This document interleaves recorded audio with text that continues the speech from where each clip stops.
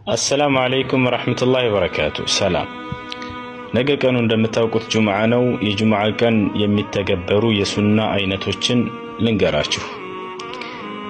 በመጀመሪያ ሻወር መውሰድ፣ ከዚያ አዲስ ልብስ መልበስ፣ ከዚያ ሽቶ መቀባት፣ ከዚያ ሲዋክ መጠቀም፣ ከዚያም በጊዜ ወደ መስጂድ መግባት፣ ከዚያም በነቢያችን ሰለላሁ ዐለይሂ ወሰለም ላይ ሰላዋት ማብዛት፣ ከዚያም ሱረቱል ከህፍን መቅራት፣ ከዚያም ዱዓ ተቀባይነት የሚሆንባትን ሰዓት ተጠባቁ ዱዓ ማድረግ። እነዚህን ሱናዎች አደራ ጁምዓ ሁሌ ስሯቸው፣ ትልቅ ምንዳ ከአላህ ዘንድ ታገኙባቸዋላችሁ። ከዚያ በፊት የሱብሒን ሶላት በጀማዓ መስገድ አደራ። በተለይ የጁምዓ ቀን ነቢያችን እንዲህ ብለዋል፣ አፍضل الصلاة عند الله صلاة الصبح في يوم الجمعة بجماعة።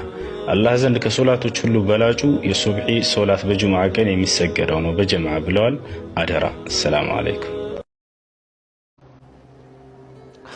አላስተዋልነውም እንጂ የማይቀር ቀጠሮ፣ አላሰብነውም እንጂ ሳናስበው የሚይዘን አጋጣሚ።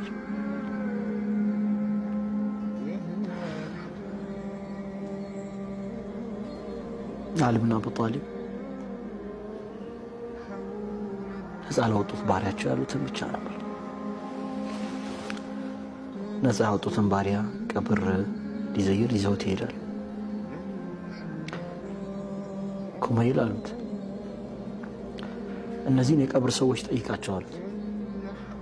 እነሱ ዘንድ ያለውን ኸበር ይንገሩን አሉ። እነሱ ዘንድ ያለው ዜና ምንድን ነው? አዲስ ዓለም ተቀላቅለዋልና ዓለማቸውን ያስተዋውቁ። ኩመይል የሚናገሩ አይደሉም እኮ አላቸው። ደግሞ ጠየቁት፣ እንባውን መቆጣጠር አልቻለም፣ አለቀሰ። የሚናገሩ አይደሉም እኮ አላቸው። እንግዲያውስ አሉት፣ የማይናገሩ ከሆነ እኛ ዘንድ ስለነሱ ያለውን እውነት ንገራቸው አሉት። እኛ ዘንድ ስለነሱ ያለው እውነት ምን መሰለህ? ሚስትህ እንደሆነች ሌላ ባል አግብታለች። ሀብትህን እንደሆነ ወራሾች ተከፋፍለውታል። ስምህ እንደሆነ ደጋግሞ የሚጠሩ ሰዎች ሳይቀር ዘንግተውታል። የተሸከሙህ ቀን ጀናዛ ሲሉ ስምህን ቀይረዋል። የሚያስታውሳቸው የለም፣ የሚጠራቸው የለም፣ የሚናገራቸው የለም። ዝንጎች ናቸው እኛ ዘንድ። ሀብታቸውም እናንተ ዘንግታቸዋል በላቸው።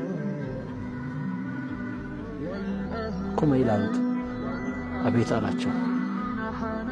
የሚናገሩ ቢሆን ምን እንደሚሉ ታውቃለህ?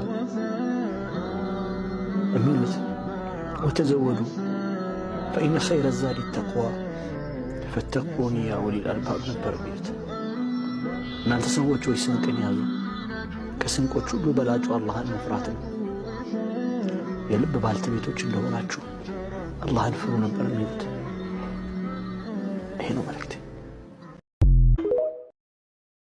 ولقد آتينا لقمان الحكمة أن اشكر لله ومن